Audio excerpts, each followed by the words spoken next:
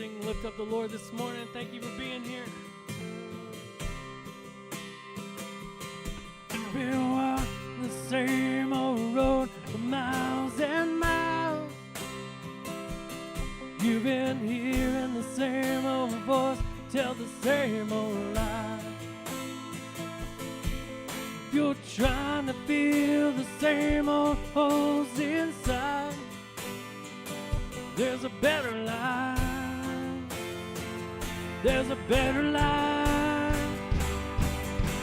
If you got pain, he's a pain taker. If you feel lost, he's a way maker. If you need freedom or saving, he's a prison shaking savior. If you got chains, he's a chain breaker.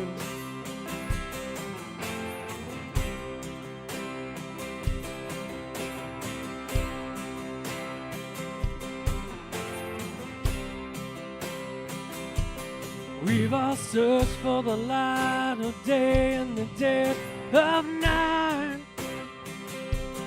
We've all found ourselves worn out from the same old fight. We've run to things we know just stay right. There's a better life. There's a better life.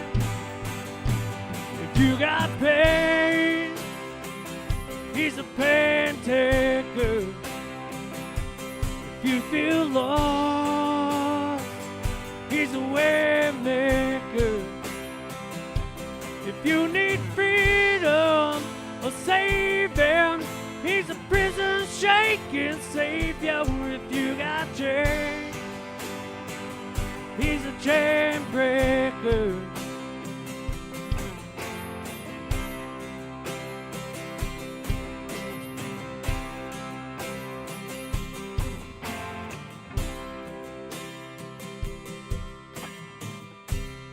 You believe it, you receive it, you can feel it, somebody testify. You believe it, you receive it, you can feel it, somebody testify. You believe it, you receive it, you can feel it, somebody testify. You got pain, he's a pain taker. You feel lost, he's a way maker.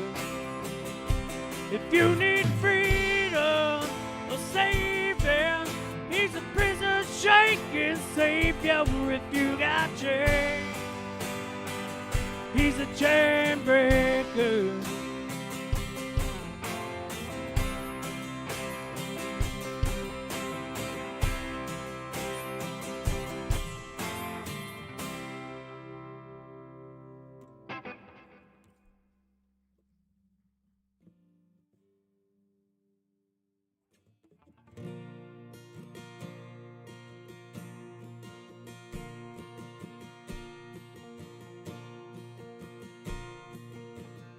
You rather me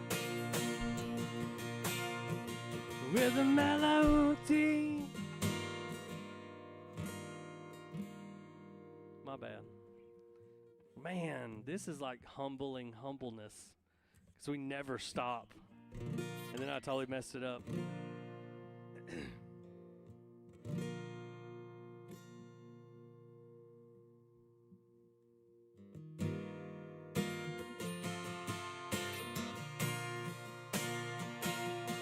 You unravel me with a melody. You surround me with a song of deliverance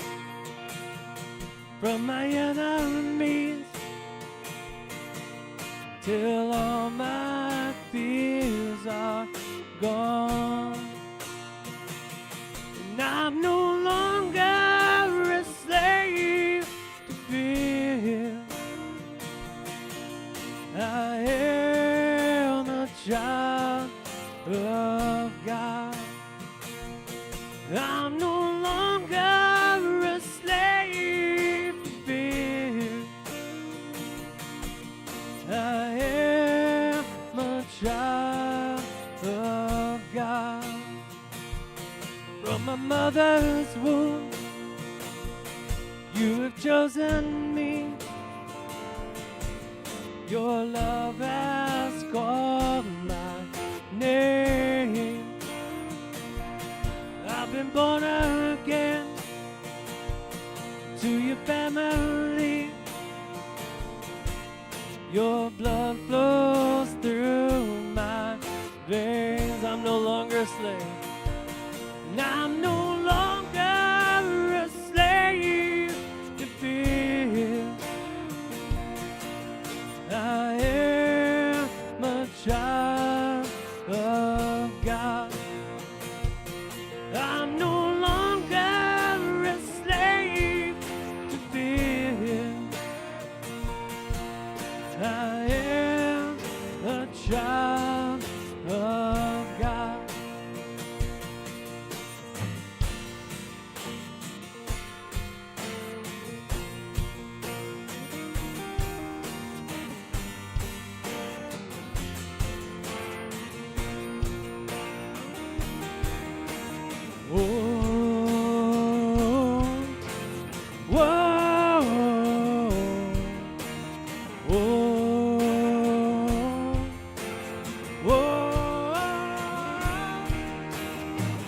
You split the sea so I could walk right through it.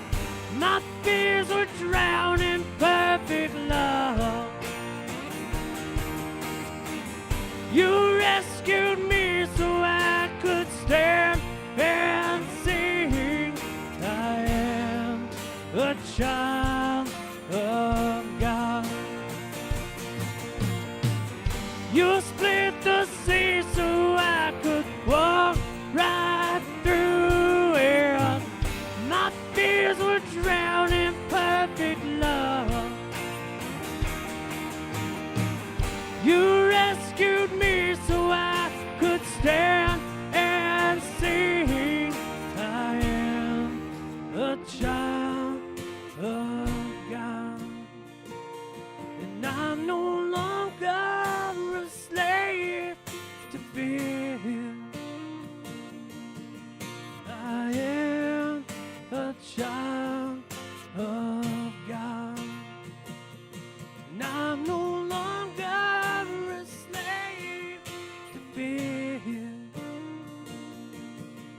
I am a child of God.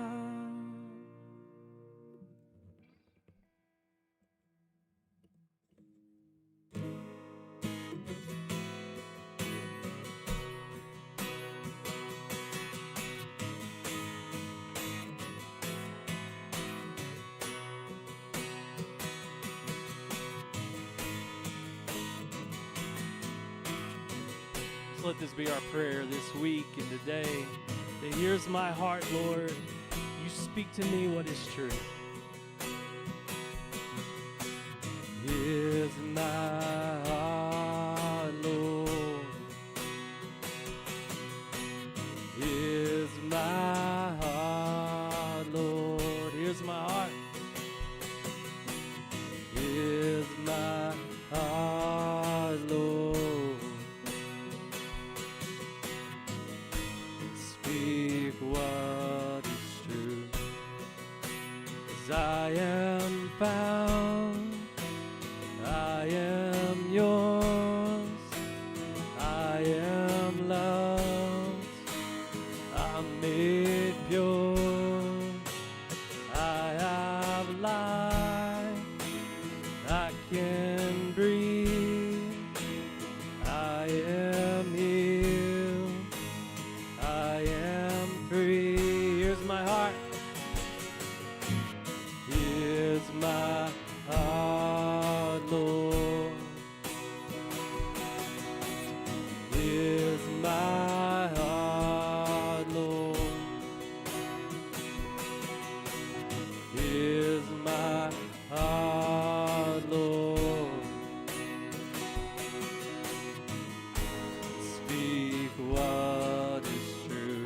life. Here's my life, Lord. Here's my life, Lord. Here's my life, Lord.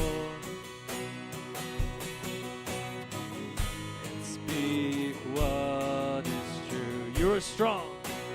You are strong. You are sure. You are light. You endure. You are good. Always true. You are light. Breaking through. Here's my heart. Here's my heart, Lord.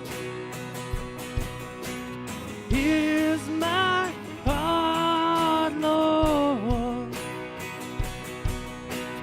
Here's my heart, Lord.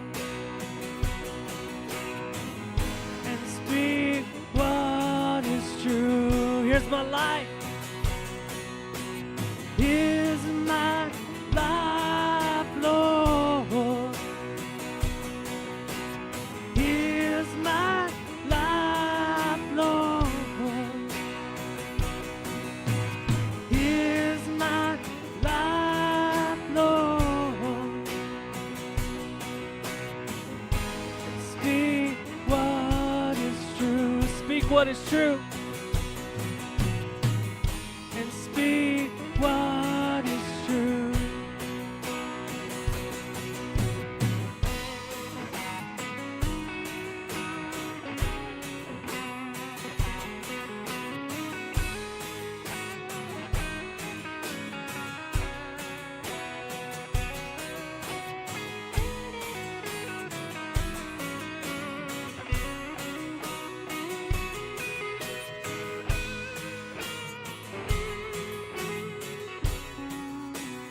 You are more than enough. You are here. You are love. You are hope. You are grace. You're all I have. You're everything. 'Cause you are more than enough. You are here. You are love. You are hope. You are grace. You're all I have. You're everything. Here's my heart, Lord. Here's my heart, Lord. Here's my heart, Lord. Speak what is true. Here's my life.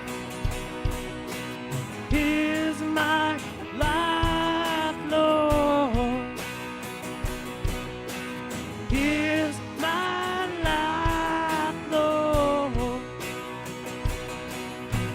Here's my life, Lord. Speak what is true. Speak what is true. Speak what is true.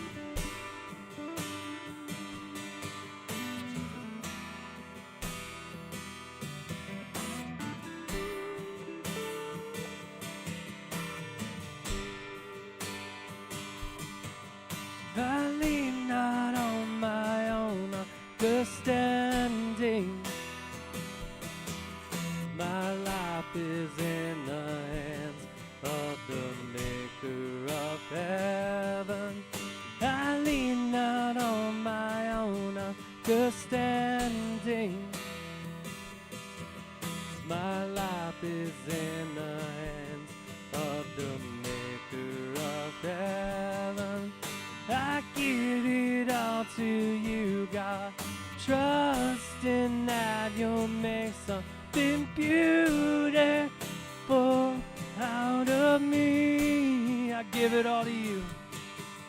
I give it all to you, God. Trusting that you'll make something beautiful out of me.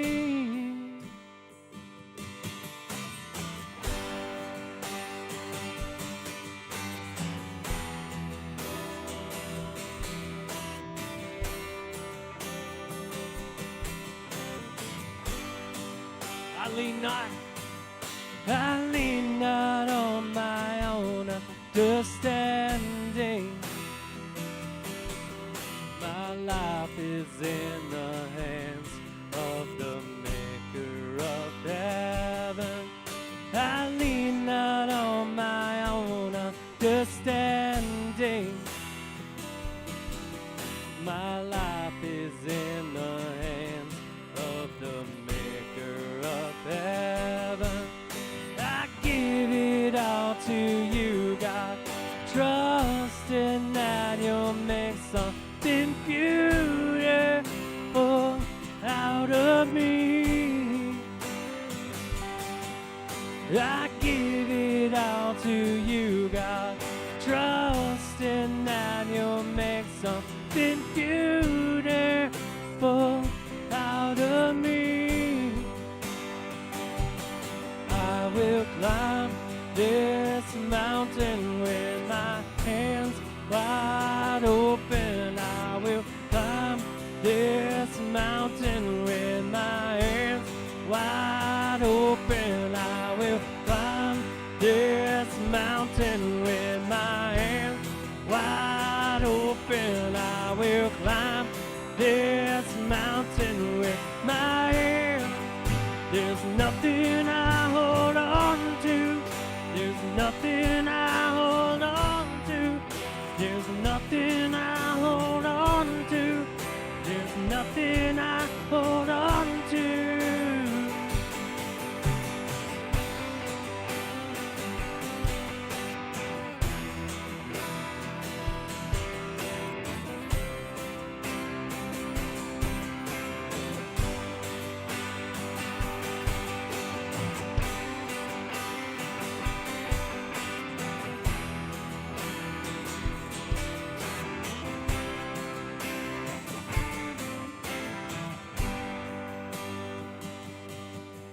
I give it all to you, God, trusting that you'll make something beautiful out of me. I give it all, Lord. I give it all to you, God, trusting that you'll make something beautiful out of me.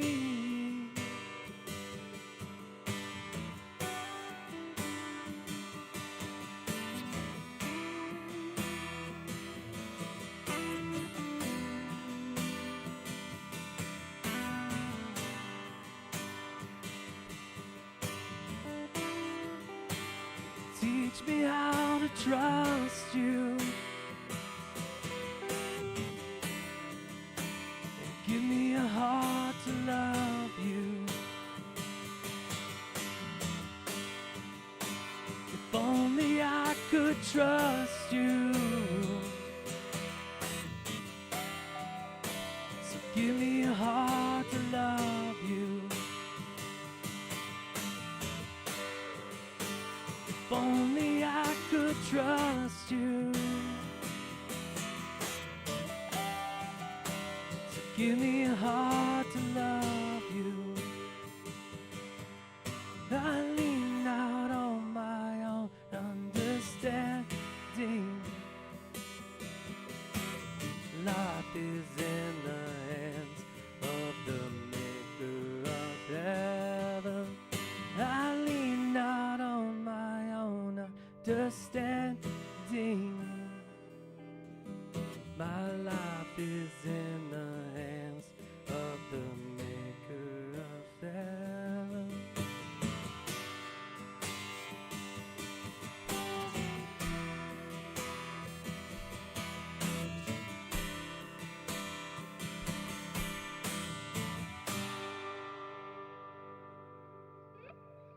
Amen. You can lift up a shout to the Lord. Have a seat. Woo.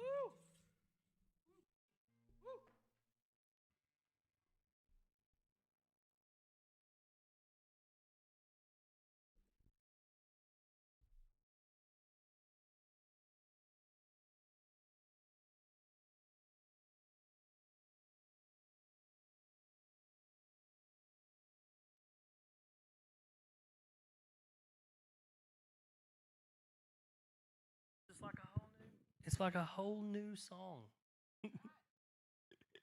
It's new to me. How's everybody doing today? Awesome. It is warm and lovely. It is just a beautiful day outside. And so I'm not going to keep you long today because Becky has a honey-do list. It's just fantastic. I'm fixing to go. We're going to have our membership class, and then I'm going to go put my short pants on, and the mule will be out in the yard just carrying blocks and getting to work. So if you get bored and you want to come help, I got 810 pounds worth of blocks to move.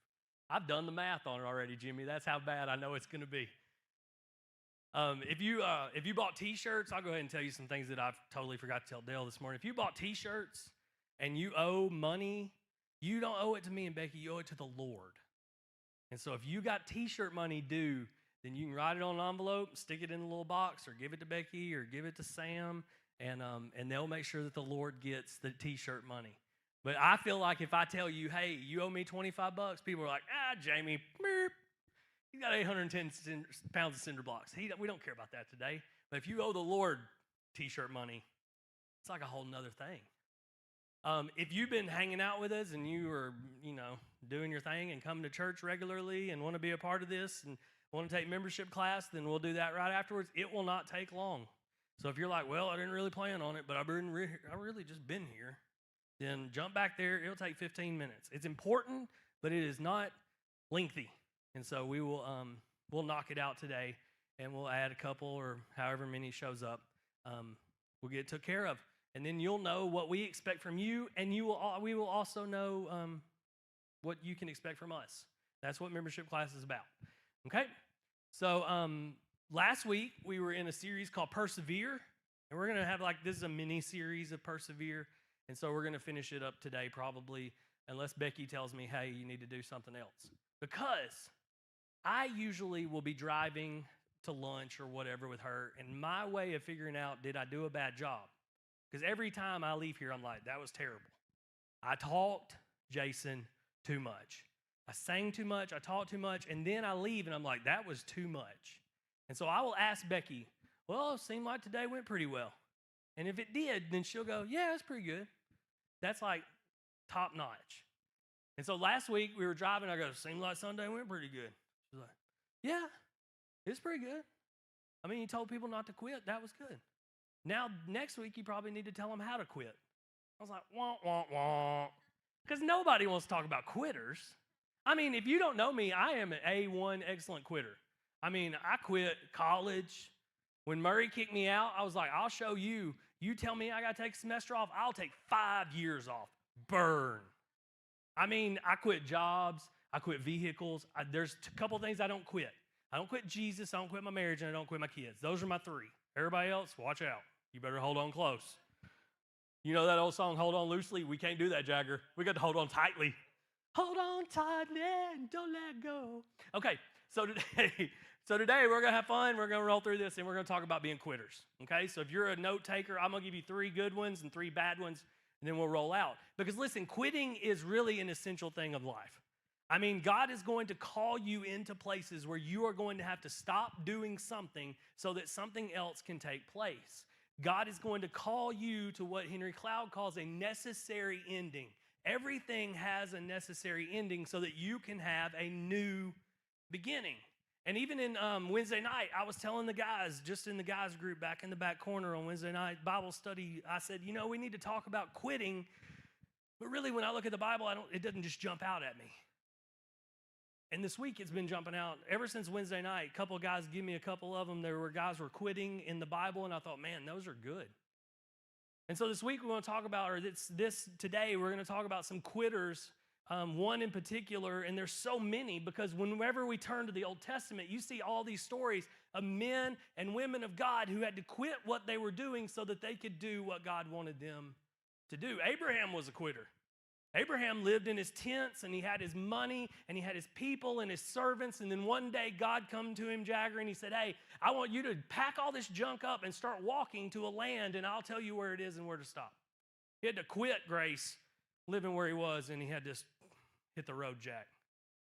I mean, I never saw it like this, that Lot was a quitter. He lived in Sodom and Gomorrah, and that was his place to be until God said, hey, I'm fixing to burn this mother to the ground. You better get out.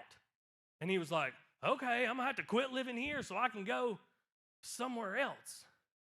Noah was a quitter. He had to quit living life like he knew it, and he had to start building a boat because he had done gotten really old. And I would have thought, I'm old, I'm Noah, it's time to retire. But God says, no, we're fixing to build a ship that nobody's ever seen before.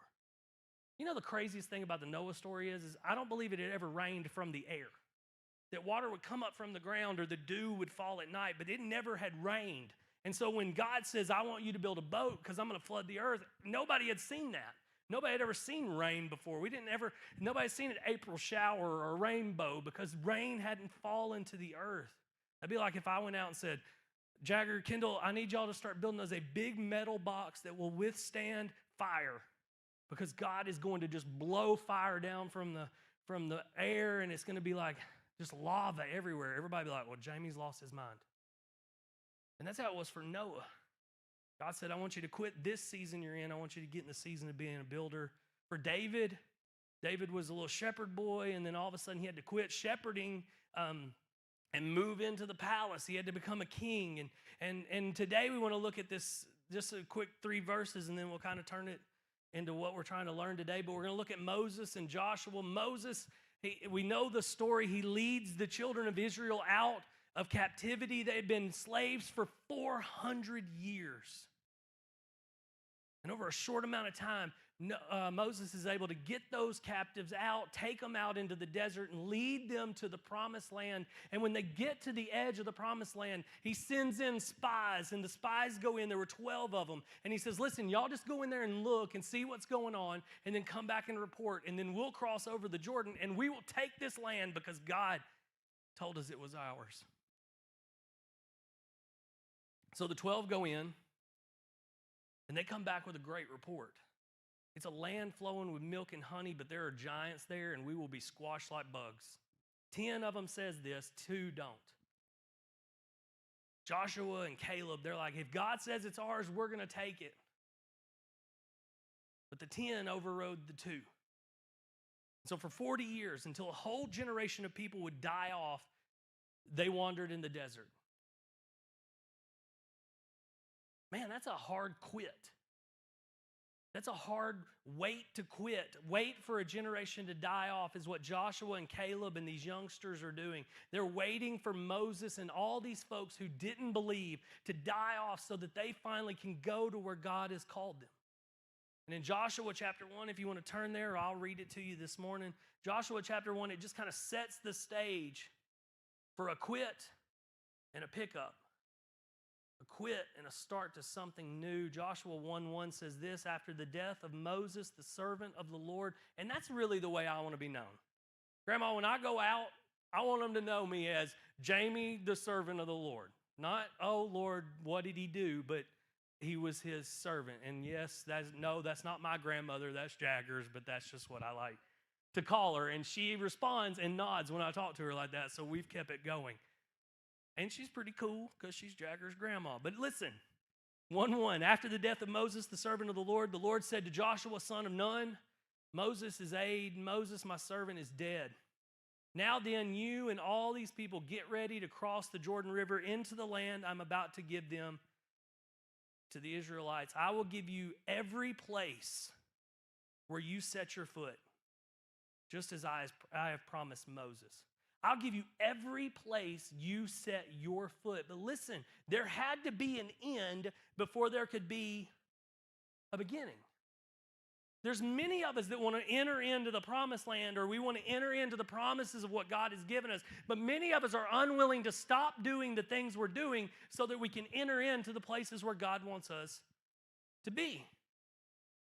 Some of us are unwilling to let go of something that's dead to pick up a promise. We're unwilling to quit a problem maker in our life so that we can start living with a promise that God has for us.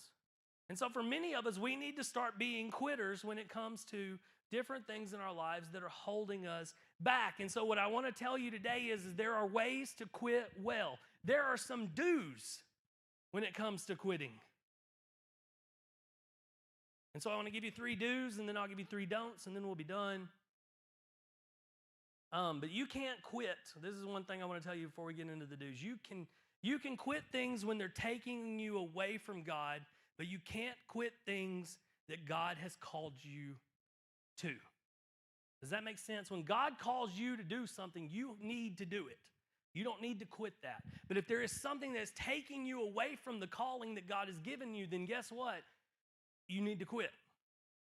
So none of these do's can you turn into, I do need to quit my husband. I do need to quit my wife. You cannot quit those. God has called you to be married. So please do not walk out of here going, I'm a quitter. I'm packing his stuff. It's going to be in the yard. I'm a quitter. She gone. You cannot quit your spouse. You cannot quit your kids. And so this morning we want to talk about 3 do's that you need to quit. This is the first one. Things that are unproductive or counterproductive.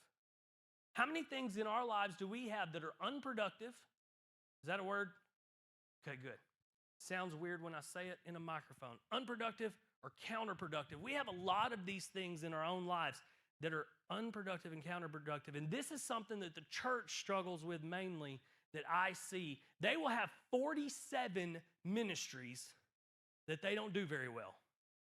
But if they would focus their lives into 7, they could be rock stars. How many times in our lives do we have so many plates spinning that we are not doing very well with what God has called us to do? And if we were able to quit and have some better boundaries, what we would see is we would start to do some things that God has called us to do, and we would be able to do them a lot better. I'm a clutter king. Becky will tell you, if you look in my garage, there are things in my garage that I will never use, but Lord knows I got to hold on to them, Shelly, just in case. You never know when you need a broken screw. I mean, there's a place for it somewhere. I mean, there's just so much junk, and our lives get cluttered up like this sometimes too. We don't set good boundaries. We get into places where we have so much clutter in our lives that we're not able to step and move forward into what God is calling us to. And so we have to have good boundaries. And I've told you guys, I try to set very good boundaries between the church and my family because, listen, my family is the most important. I'll give you 2 or 3 nights, at the most a week. 2 is okay, 3 on occasions. But I need to be home because if I'm not home, then I'm not where I'm supposed to be. And so there's important things that we have to set up when it comes to priorities. God can give you 500 things to do, but listen, he also may be telling you, you need to be mature in your thinking so that you don't get stressed, so that you don't get cluttered, so that you don't get overwhelmed. So we have to let go of the things that are counterproductive, the things that are unproductive in our lives so that we can see true growth. If I'm not present at home in my first ministry, then I'm losing what God is calling me to do. And so I can't do counterproductive things to what God is calling me. Second one is this, and this is a hard one. Sometimes we need to let go of things that are unlawful, that are sinful, that are leading us to sin. These are the things you need to quit when these things are leading you into sin and they're leading you into sinful things. These are the places where you need to say, hey, this thing I'm going towards is unbiblical. It's not what God's called me to. For some of you, it may not be sinful yet, but you're getting on the doorstep. You know, it's just playful banter between 2 people at work until it goes too far. It's just me and him or me and her, and we're just joking around. It's no big deal at all until it's too much. That's why we have to be quitters. Maybe for you, it's just that guy. we're just having fun. We go out, we do our thing, it's okay, we're just having fun. But what God says is, listen, you're putting the cart before the horse in your life. You're doing some things in this relationship that should be held off until you're married. You should be holding back what you're giving out, because what you're doing is you're sabotaging yourself for your future. And this is a difficult one for some of us. To be able to say, hey, I'm going to give up the things that are unlawful, the things that are sinful, or the things that are leading me to sin. I need to be a quitter of these things because they're holding me back from doing and being the person that God has called me to be. That's the second one. Last one is this. We have to give up the things that are immature. This is not, it could be, hey, you need to give up your PlayStation. Me and Becky had that talk early in the marriage, except we got married so long ago, it was a PlayStation 2 and a Sega Genesis 16-bit. I mean, we're old, okay? It's okay. I mean, what's out now, Jagger? Like PlayStation 7, 5. Close. I had a 2 when I got married. That's how old I am. And for some of us, it is these immature things that we have to give up. But listen, as Christians, we should be maturing and growing every day, every week, every year. And for some of us, we stepped into not childish ministries, but we stepped into ministries that were a lot simpler because that was as far as we had gone in our walk with Christ so far.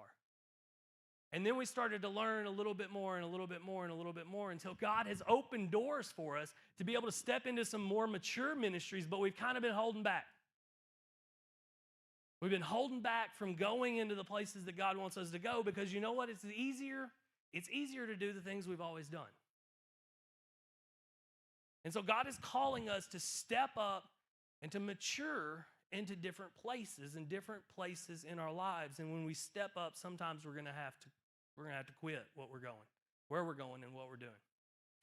Let me give you David as an example of this. David was a shepherd. He took care of the flock. David defended the flock from wild animals. David was excellent in where he was and what he did. He sat in the pastures and he kept animals safe.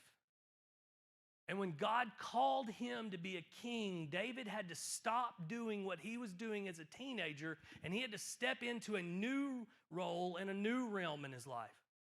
And so instead of watching over sheep, he was watching over people. Instead of defending sheep from wild animals, he was defending people from enemies.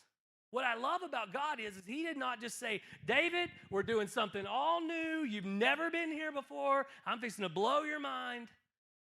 He took David out of one pasture and he put him in a palace.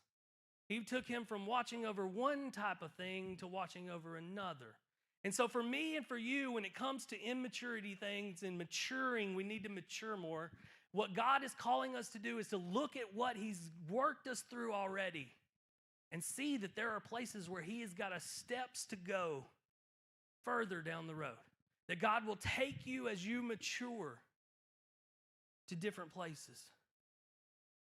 I love the fact that David was able to step out of the pasture and into the palace. For some of us, God has got us some roles and some deals to work like that. That your teenage ministry and your teenage job, it was great and it was fruitful and it was important, and maybe you don't give it up all the way, but God has got some more things for you to do, and you may have to quit one thing so that he can start another. If Joshua would have stood at the river's edge and he would have said, you know what, I'm not going.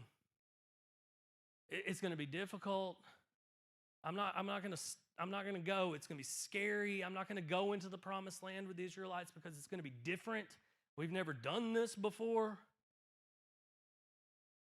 Instead, he looked and he saw this is necessary. This is good because we give up what's counterproductive. We give up sinful things. The people are about to give up what they did in the past, and they're going to grow and go forward into the future. We have to have these do's when it comes to things that we need to stop, things that we need to quit in our lives. But if you quit something or someone, it may be the right thing to do, but there is also wrong methods to do it. There's wrong ways to be a quitter. I want to give you 3, and then we're done. We've made it halfway at least. We're doing good. The first one is this. Don't quit this way. Don't quit alone. Don't quit alone. This doesn't mean when you quit something that you just make everybody like on, I don't know what that movie was. It's probably not a good movie anyway, but he says he's quitting and he says, who's going with me? Jagger. I mean, it's not like that. You don't quit alone in this way. You don't quit alone without letting someone know what you're going through. People who quit alone with no support, with no one to lean against, what they do is they stop completely in life.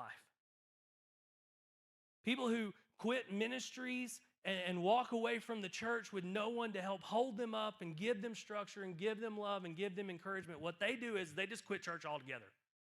Well, I'm quitting. Okay, well, good luck in your next place. And if they're by themselves, their next place is over. This happens in the workplace. This happens in school. This happens in relationships and friendships. When we quit things by ourselves, what happens is we usually just stop altogether. I love the fact that Joshua was not alone, that he had Caleb with him, that Caleb wasn't alone. He had Joshua to lean on. So when you quit, don't quit by yourself. Second one is this. When you quit, don't burn the bridge. Don't burn the bridge. Me and Becky talk about this a lot. When you quit, there are some of you who's like, I'm burning it to the ground, Tiffany, burning it. And listen, the reason why you don't burn the bridge is not because you need to go back across it. The reason why you don't burn the bridge is sometimes people want to come across it to where you are. Sometimes there are people who want to come and they want to be able to spend time with you. They want to love you and care about the things you care about. They want to spend time with you and be friends with you. But when you burn the bridge, you cut off even the people who did nothing wrong. You see this? You got this? I got plenty of examples, Sam, Lord knows, where people said, listen, I'm burning this bridge. And what they did was they burnt friendships with people who had nothing to do with why they were quitting or what they were quitting for. And so for me and for you, we have to be very careful on how we quit because we don't want to burn the bridges. The last one is this. And this is what I'm guilty of sometimes, especially growing up. Don't become a habitual quitter. Don't be known as Mr. Inconsistent. Don't be known as quitter, fill in the blank, Jones. Listen, God will move you, and sometimes it seems like God is moving you a little bit quicker than you are ready, but I do not believe that you are going to walk in one day and go, you know what? God made me quit this today or yesterday, and then today I'm fixing to quit, and tomorrow I already see it. God's going to put me here, and he's going to move me again. God is not just a hippity-hoppity. God's going to give you some moves to make, but listen, a lot of times this is what we do. We say, I'm unhappy here. This is not fulfilling me. This guy's a jerk. My wife doesn't love me like I want her to or do the things I want her to do. My friends are dumb. My job is stupid. And so what we do is God wants me to leave this place. And then we find out when we get to the next place, it doesn't take long, but we realize, guess what? I'm still here. And then we look around after a week and we're like, you know what? This place is just as bad as where I was. God wants me to quit again. That's not how this quitting thing works. And so we can't be habitual quitters until we find this place of zen or happiness or whatever it is that you're really ultimately looking for. There is no utopia there. The grass is not greener. We cannot be tossed to and fro in this world, but we need to be consistent. Sometimes God will move us. We need to do it the right way and for the right reasons. And so don't quit alone, don't burn the bridge, and don't habitually quit 5 things in 1 week.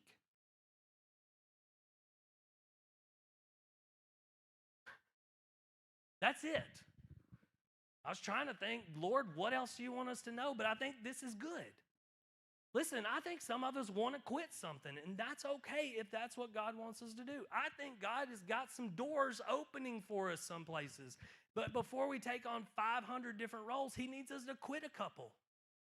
And so this morning, my question for you is, what do you need to quit? Last week, we asked the question, what do you need to hold on to? This week, come on, Jagger, what do you need to quit? Because some of us are spinning too many plates. We're doing 57 things, and we're only doing 3 of them pretty good. God's opened up doors for us to walk through, and what we did is we walked in one, and then we walked out, and we walked in another one, and we got like 47 roles going on in our lives. And he said, listen, I was giving you a choice, not all of them. If you do everything, that leaves nothing for everyone else. So what is it that you kind of need to pull back on? What is it that you need to quit? Where is God leading you in change? These are the 3 questions. What do you need to quit? Where's God leading you to change? Where do you see the stop, the necessary ending out here, and then the new beginning? What is it that God's leading you to change? And the last one, the 3rd question today that you get to answer and I get to answer is this. What are you struggling to let go of? What do you know? I need to quit this, but I need some strength. I've been trying, Lord knows, but I need some strength.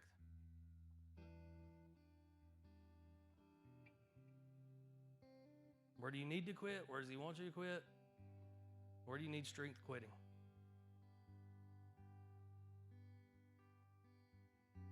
I got a couple. I won't tell them to you. But I think you got a couple. I think last week was really good because there were some things I think I wanted to drop that I didn't need to.